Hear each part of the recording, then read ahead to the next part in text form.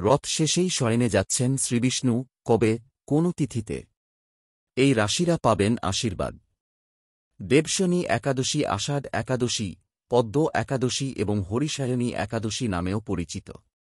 এবার দেবশনী একাদশীর উপবাস পালিত হবে 6 জুলাই, রবিবার।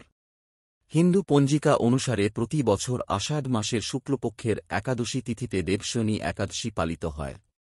দেবশনী একাদশীর দিনেও চতুর্মাস শুরু হয় এবং হিন্দু ধর্মে 4 মাস চতুর্মাসকে অত্যন্ত শুভ বলে মনে করা হয়। বিশ্বাস অনুসারে এই দিন থেকে ভগবান বিষ্ণু 4 মাস ধরে ক্ষীরসাগরে যোগ নিদ্রায় প্রবেশ করেন। এরপরে ভগবান বিষ্ণু সরাসরি প্রবোধিনী অর্থাৎ দেব উত্থানী একাদশীতে যোগ নিদ্রা থেকে জেগে ওঠেন। এছাড়াও এই দিন থেকে সমস্ত শুভ ও শুভ কাজও নিষিদ্ধ। দেবশনী একাদশী কেন গুরুত্বপূর্ণ? বৈষ্ণব এবং ভগবান বিষ্ণুর ভক্তদের কাছে দেবশনী একাদশীর ধর্মীয় তাৎপর্য অত্যন্ত গুরুত্বপূর্ণ। বিখ্যাত জগন্নাথ রথযাত্রার ঠিক পরেই এটি পালিত হয় এবং চাতুর্মাসের সূচনা হয়। চাতুর্মাসকে আধ্যাত্মিক ধ্যান, ভক্তি এবং ধ্যানের সময় হিসেবে বিবেচনা করা হয়।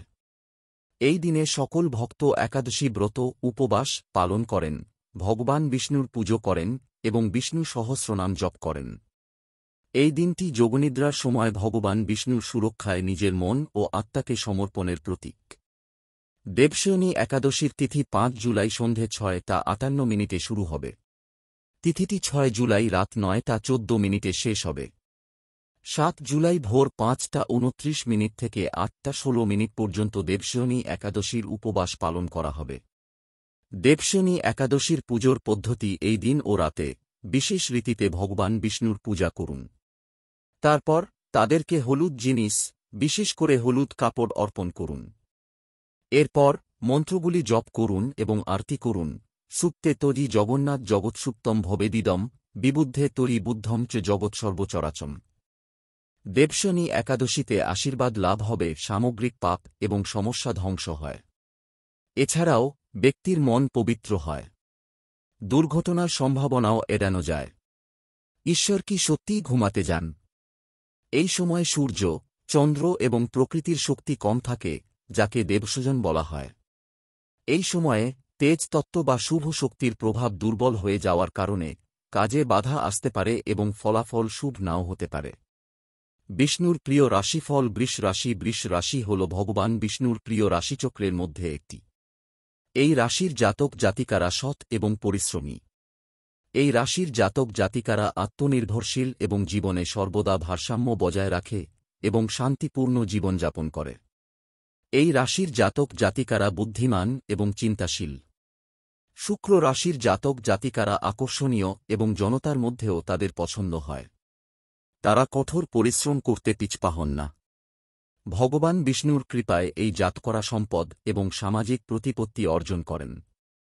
কর্কট রাশি। কর্কট রাশির জাতক জাতিকারা ভগবান বিষ্ণুর বিশেষ আশীর্বাদ প্রাপ্ত হন, কারণ কর্কট রাশি ভগবান নারায়ণের অত্যন্ত প্রিয়।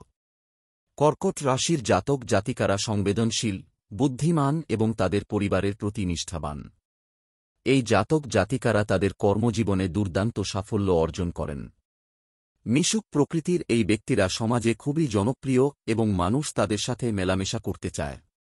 কর্কট রাশির অধীনে জন্মগ্রহণকারী ব্যক্তিদের উপর সর্বদা ভগবান বিষ্ণুর আশীর্বাদ থাকে।